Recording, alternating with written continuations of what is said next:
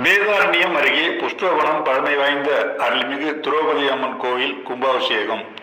நாகப்பட்டினம் மாவட்டம் வேதாரண்யம் அருகே உள்ள புஷ்பவனம் கிராமத்தில் அமைந்துள்ள பழமை வாய்ந்த அருள்மிகு திரௌபதி அம்மன் கோவில் புனரமைக்கப்பட்டு இன்று அஷ்டபந்தன மகா கும்பாபிஷேகம் வெகு விமரிசையாக நடைபெற்றது.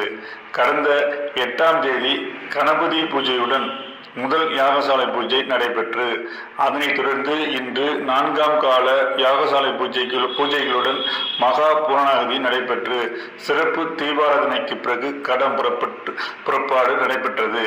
மங்கள வாத்தியம் முழங்க புனித நீர் அடங்கிய கலசத்தை சிவாச்சாரியர்கள் ஊர்வலமாக எடுத்து வந்து கலசங்களுக்கு புனித நீர் ஊற்றப்பட்டு மகா கும்பாபிஷேகம் வெகு விமரிசையாக நடைபெற்றது. கும்பாபிஷேகத்தில் சுற்றுவட்டார கிராமங்களிலிருந்து திரளான பக்தர்கள் கலந்து கொண்டு சுவாமி தரிசனம் செய்தனர். நாகை 24 நியூஸ்களுக்காக நாகையிலிருந்து RS இளங்கோ.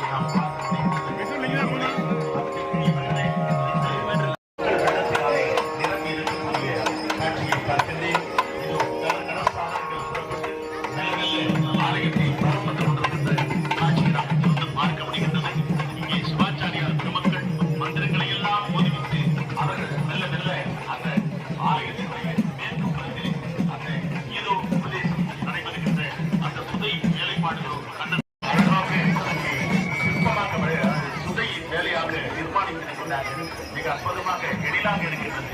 நான்